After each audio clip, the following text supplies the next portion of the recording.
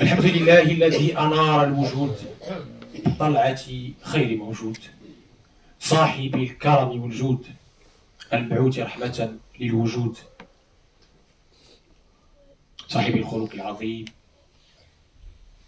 قائد الغر المحجلين إلى جنات النعيم شفيع المذنبين حبيب رب العالمين صاحب الوجه الجميل والطرف الكحيل والخد الأسيل والكوثر والسلسبيل عليه أفضل الصلاة وأزكى التسليم وعلى آله الطاهرين وصحابته الأكرمين خصوصا منهم الأنصار والمهاجرين. أما بعد أيها المؤمنون، يقول عز من قائل بعد أعوذ بالله من الشيطان الرجيم: يا أيها الذين آمنوا كتب عليكم الصيام كما كتب على الذين من قبلكم لعلكم تتقون أياما معدودات. Mes chers frères, mes chères sœurs, nous accueillons un grand invité, un invité très cher à nos cœurs, qui est ce mois béni de Ramadan. Le jeûne du mois de Ramadan est le 4e pilier de l'islam.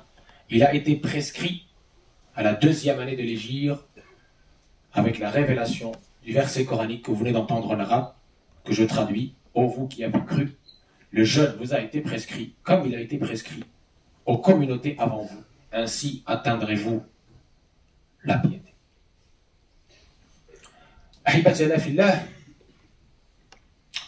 مما اعتدنا وجرت عليه السنة الحميدة هو أن نذكر أنفسنا بالاستعداد لهذا الشهر الفضيل، لهذه المحطة، محطة تزود وتزودوا فإن خير الزاد التقوى واتقون يا أولي الباب، بعمل رسول الله صلى الله عليه وسلم والصحابة. كيف كان رسول الله صلى الله عليه وسلم والصحابة يستقبلون هذا الشهر؟ أولا وقبل كل شيء، رسول الله صلى الله عليه وسلم كما سبق في فضائل شعبان في رواية عائشة من صحيح مسلم كان أكثر صيامه بعد صيام رمضان اللي هو الفريضة في شعبان. لم أره قط يصوم في شهر بعد رمضان أكثر منه في شعبان. كان يصوم شعبان كله، كان يصوم شعبان إلا قليلا. Premièrement, mes chers frères, mes chères sœurs, le prophète alayhi salatu wassalam se préparait déjà à ce jeûne du mois de Ramadan par le jeûne dans le mois de Sha'ban. Au point que notre mère Aïcha, dans ce que rapporte Muslim dans son authentique, elle nous disait le mois où il faisait le plus son jeûne surrogatoire, c'était le mois de Sha'ban. Il jeûnait Sha'ban tout le mois de Sha'ban, tantôt, et tantôt il jeûnait tout le mois de Sha'ban sauf un petit peu. C'est une préparation. C'est une préparation, et même la meilleure. ثم إن الحبيب المصطفى عليه الصلاة والسلام كان يخطب في الناس قبل شهر رمضان يستعد لشهر رمضان. Et puis notre prophète عليه الصلاة والسلام prêchait, rappelait avant le mois de Ramadan ce qu'était le mois de Ramadan pour que les uns et les autres puissent être, Inch'Allah, dans les meilleures dispositions. Et la première bonne disposition, mes chers frères, mes chères sœurs, c'est Niyya, l'intention.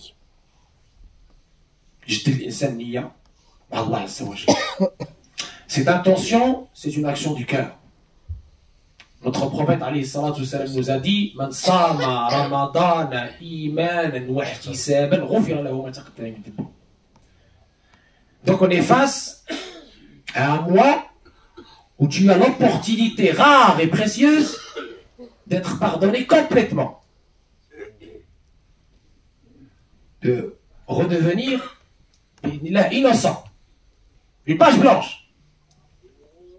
Donc, à toi d'en profiter, mon cher frère, ma chère sœur, avec, premièrement, cette intention, puisque le prophète alayhi salam nous a dit: celui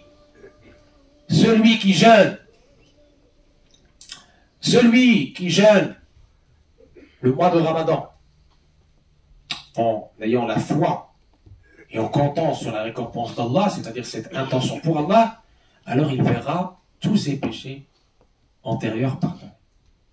Vous voyez le privilège de ce mois. وهو شهر رحمة وغفران وعتق من النار. وهو شهر تغلق فيه أبواب النيران وتفتح فيه أبواب الجنان. Et c'est un mois très spécial parce que les mérites y sont multipliés. Les portes de l'enfer y sont fermées. Les portes de paradis y sont ouvertes. C'est un mois où vous ressemblez aux anges. C'est un mois où vous êtes les invités d'Allah. C'est un mois, sans jeûne, Allah tabaraka wa ta'ala a réservé son mérite pour lui. كل عمل ابن آدم له إلا الصوم فإنه لي وأنا أجزي به. Pourquoi? Parce que le jeûne, tu as délaissé tes appétits pour Allah, par amour d'Allah. C'est une école donc de la patience par excellence. Drasatul lis-sabr, pour le mujahada. Et ce jihad contre ton âme charnelle. Parce que si les démons sont enchaînés, ton âme charnelle n'est pas enchaînée. Elle est toujours là. Et il faudra continuer à la combattre, cette âme charnelle, qui va te pousser à faire le mal, qui va te pousser à dire des choses regrettables, etc., etc. Il n'est pas enchaîné, il est toujours là. Donc, il faut continuer à faire sa mujahada, ce jihad du nafs, ce combat contre l'âme charnelle qui est pire que 70 démons, nous disent nos chouyours. Et donc, pourquoi les mérites ne sont pas quantifiables de ce mois du Ramadan? Parce qu'il correspond à la station de sabr, de la patience. Et Allah nous dit dans le Coran, Innama yuwaffa as-sabiruna ajrahum bighayri hisab. Les patients récolteront les mérites non quantifiables. Allah a gardé pour lui la surprise, la merveilleuse surprise des mérites qu'il t'a réservés pour ton jeûne, pour Allah. Et donc, certes, mes chers frères, mes chères sœurs, إذا كان الصيام في معناه الاصطلاحي يعني الكف عن شهوتي البطن والفرج من الفجر إلى غروب الشمس، فإن الصيام هذا الصيام العوام، فإن هناك صيام الخواص وصيام خواص الخواص، اللي هو ليس فقط الكف عن شهوتي البطن والفرج، بل أبعد من ذلك أن يلزم لسانه إما الذكر وإما الصمت، إما قول الخير أو الصمت، يصوم بلسانه. وصيام خواص الخواص يصوم بقلبه، إن يكون فيه شيء من الدنيا، من حطام الدنيا الفاني، أن يتعلق هذا القلب بشيء من حطام الدنيا الفاني. Donc je disais, certes, la définition que nous savons du jeûne pour la masse, c'est l'abstention, cette abstinence de manger, de boire et de l'acte sexuel de l'homme, le fajr, jusqu'au coucher du soleil. Mais il y a un jeûne plus élevé, plus important. C'est le jeûne des élus d'Allah Tabaraka wa Ta'ala, qui est un jeûne où, en plus de cette abstinence alimentaire et sexuelle, ta langue jeûne pour Allah Tabaraka wa Ta'ala, en étant occupé par dhikr, par l'invocation d'Allah, et en éloignant cette langue de toute futilité, de toute parole regrettable, obscène ou autre. Le jeûne de la langue. من لم يدع قول الزور والعمل به فليس لله حاجة في أن يدع طعامه وشرابه. Et un degré encore plus élevé, le jeûne de l'élite, khawas al-khawas. C'est en plus de ces deux niveaux que le cœur aussi observe le jeûne. Il jeûne, c'est-à-dire il s'abstient de toute autre attache en dehors d'Allah Tabaraka wa Ta'ala. Il n'est pas attaché par dunya, par la consommation aveugle. Il ne transforme pas le mois de Ramadan en amusement et en négligence. Il ne transforme pas la nuit au jour et le jour et la nuit. Il y a certains, malheureusement, qui transforme tout simplement le jour en nuit, c'est-à-dire il dort. Et la nuit, la fête et tout ça, non, c'est pas ça le jeûne. C'est pas ça le jeûne. On ne veut pas un jeûne de forme, on veut un jeûne de fond et de forme. سئل عبد الله بن مسعود كيف كان الصحابة يستقبلون رمضان. عبد الله بن مسعود, on lui a demandé comment les compagnons, la première génération, la première école de Sidna Mohammed Sallam, comment ils comment ils accueillaient cet invité qui est le mois de Ramadan. فقال سيدنا عبد الله بن مسعود ما كان يجرؤ أحد منا أن يستقبل الهلال وفي صدره أو في قلبه ذرة حقد لأخيه.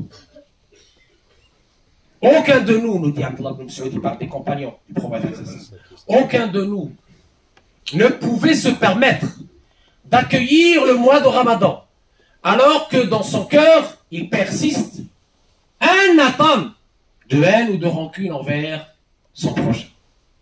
La purification de ce cœur, la réconciliation, c'est l'âme à tout ça. Avoir ce cœur saint pour pouvoir accueillir les lumières d'Allah, la rahma, la miséricorde d'Allah, le pardon d'Allah pendant ce mois béni d'approvisionnement, cette station bénie, cette école bénie. والصحابة رضوان الله عليهم ثبت عنهم أن كان من دعائهم أن يتوسلوا إلى الله تبارك وتعالى 6 شهور قبل رمضان أن يبلغهم رمضان، و6 شهور بعد رمضان أن يتقبل منهم رمضان. Ils avaient aussi cette habitude, cette humilité, ce shawq, cette nostalgie vers Ramadan, au point que ils demandaient à Allah tabaraka wa ta'ala qu'ils puissent vivre le mois de Ramadan 6 mois avant le Ramadan, et qu'après le Ramadan, pendant les 6 mois qui restent, ils demandaient à Allah d'accepter leur jeûne. Vous voyez l'humilité.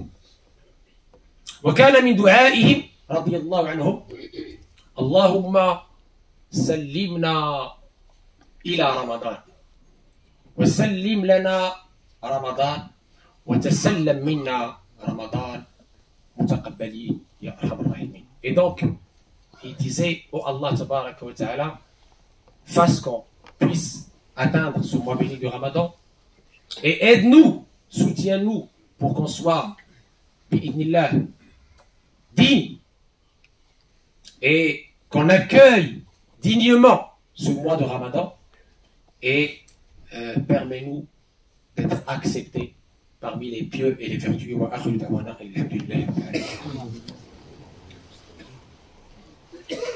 Alhamdulillah, salatu ala مولانا رسول الله وآله وصحبه ولا أحبتنا في الله. هو الشهر الفضيل يأتي ومعه الخير والفضل والرحمة والبركة. Et voici le mois du Ramadan demain, bi'idnillah, qui vient avec ses bénédictions, avec ces moments précieux.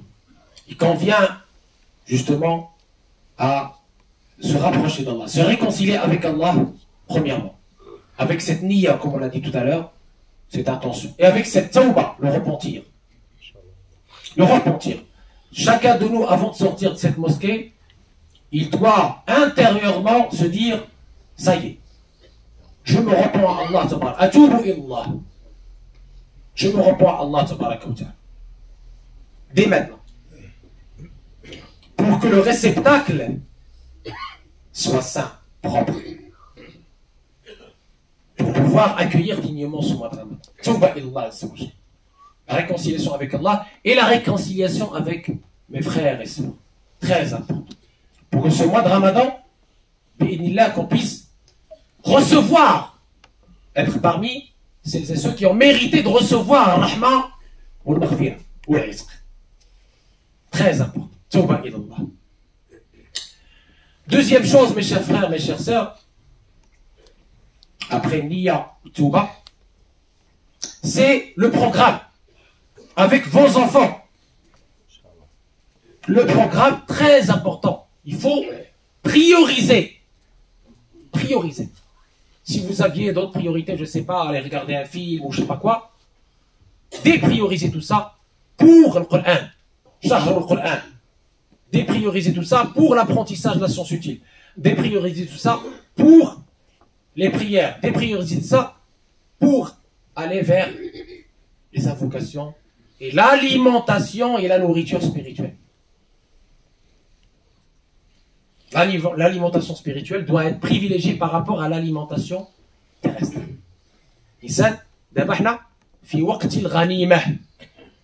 في وقت الغنيمة نغنموا بالقوت بالروح. خليو عليكم القوت ديال اللي مولفين به. Il faut maintenant privilégier la nourriture céleste, la nourriture spirituelle. Très important. Et dernière chose à laquelle je voulais rappeler. Le mois de Ramadan, c'est pas des formes. C'est pas une fête. C'est pas une fête. C'est le 4e pilier de l'islam, c'est une adoration. Ibada. Shi'ada ou la hifla ou la... Donc attention à la fitna. Des séries télévisées, des fawazis, de je sais pas quoi, etc. Parce qu'il y a tout un programme qui n'est pas notre programme, qui vise à dérober le temps utile. Ce que j'ai appelé la dernière fois la guerre de l'attention, elle bat son plein là, avec ce mois de Ramadan, pour vous éloigner d'Allah. Donc soyez vigilants, intelligents avec vos enfants, Inch'Allah. Préparez-vous un programme. À la tête de ce programme, Salah.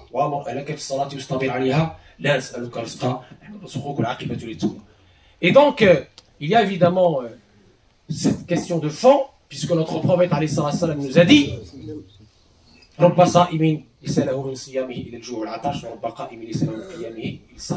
combien de jeûneurs ne récoltent de son jeûne que la faim et la soif. Et combien de prières la nuit ne récoltent de ces prières la nuit que la fatigue et la veille. Donc ne soyons pas de ceux-là.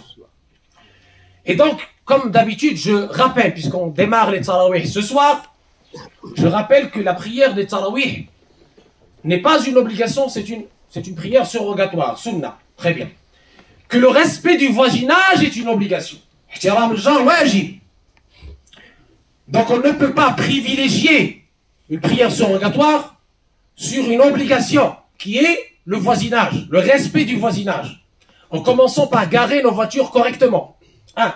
2. Quand on sort d'ici, après la prière, le respect du voisinage. Parce qu'il fait nuit, les gens dorment. Donc soyons, les meilleurs ambassadeurs, les meilleurs représentants de cette belle religion. Qu'on ne soit pas des sauvages, dans l'incivisme. Non. L'islam, c'est une civilisation. L'islam, c'est une éthique. Une haute moralité. Parce qu'on représente ici, que tu le veuilles ou que tu ne le veuilles pas, tu représentes le dernier messager, tu représentes ta religion. Donc, soyons les meilleurs ambassadeurs de cette belle religion, surtout pendant ce mois de Ramadan, en se comportant de façon civique, de façon exemplaire.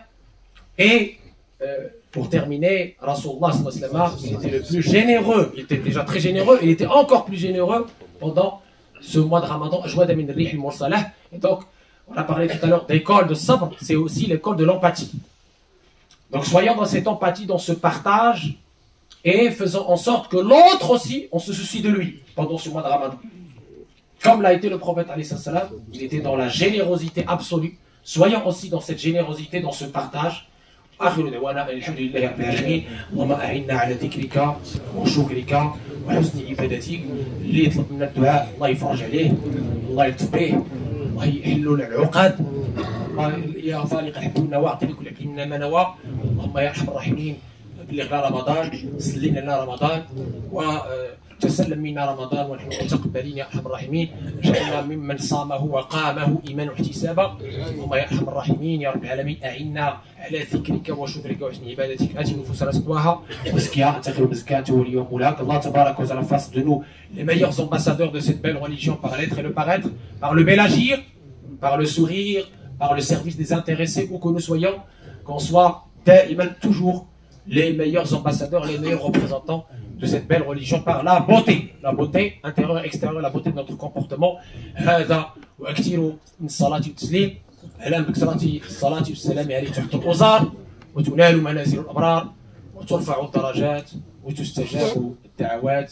إن الله وملائكته يصلون على النبي يا أيها الذين آمنوا صلوا عليه وسلموا تسليما. اللهم صل على سيدنا محمد وعلى آل سيدنا محمد كما صليت على سيدنا إبراهيم وعلى آل سيدنا إبراهيم وبارك على سيدنا محمد وعلى آل سيدنا محمد كما باركت على سيدنا إبراهيم وعلى آل سيدنا إبراهيم في العالمين إنك حميد مجيد. قوموا إلى صلاتكم ورحمة الله.